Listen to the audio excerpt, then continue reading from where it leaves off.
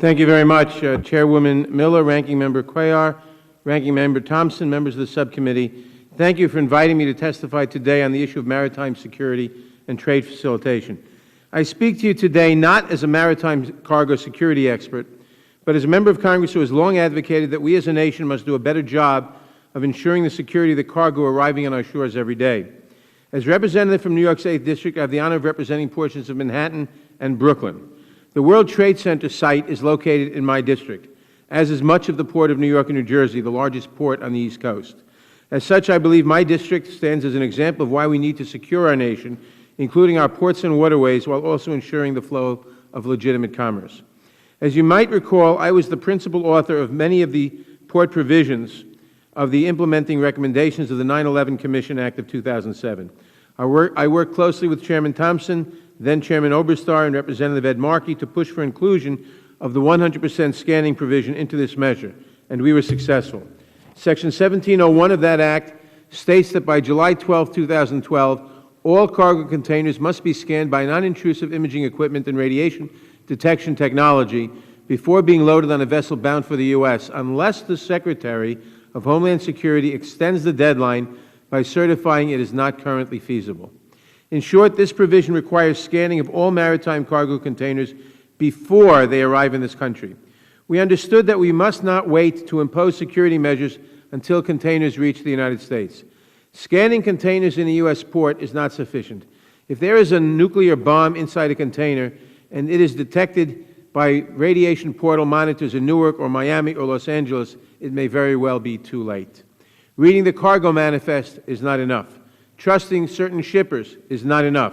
We must verify the contents of the containers at the point of origin before they are loaded on a ship bound for America, and so the law is designed to do just that.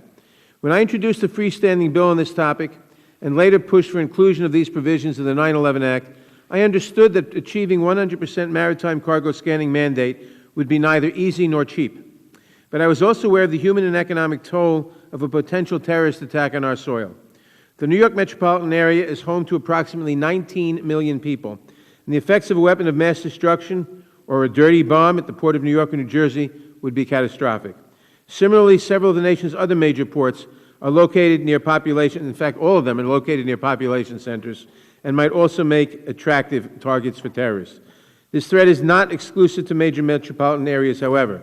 There are currently approximately 360 commercial sea and river ports throughout the U.S., making this issue of concern to communities across the country. Aside from the potential human cost, the economic cost of a maritime terrorist attack would be devastating. Maritime ports are a vital component of the supply chain, moving the overwhelming majority of cargo into and out of the U.S., 99.4% by weight and 64% by value, at a value of $3.8 billion each day.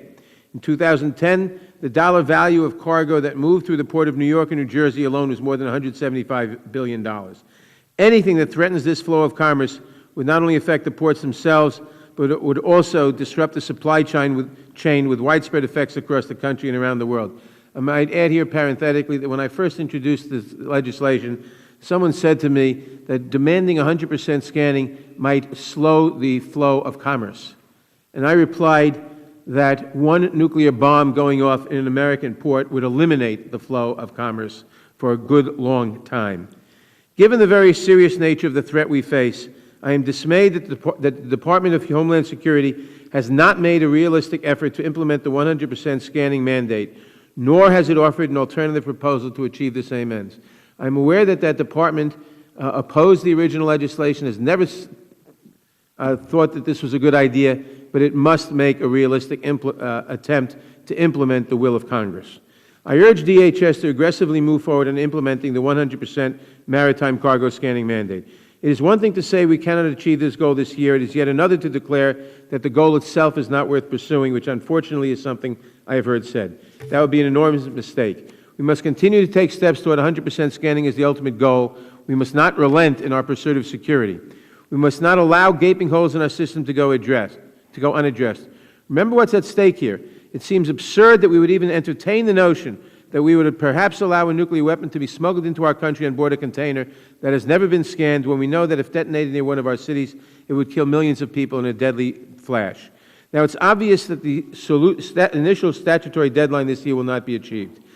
However, we can and must make incremental progress that will ultimately get us to the 100% standard while making cargo, our ports and waterways, and the American people more secure in the interim. We owe the American people no less. I thank the subcommittee for inviting me to participate in today's hearing, and I look forward to continuing to work with my colleagues, the Department of Homeland Security, and other federal, state, and local agencies and private stakeholders on this very important issue.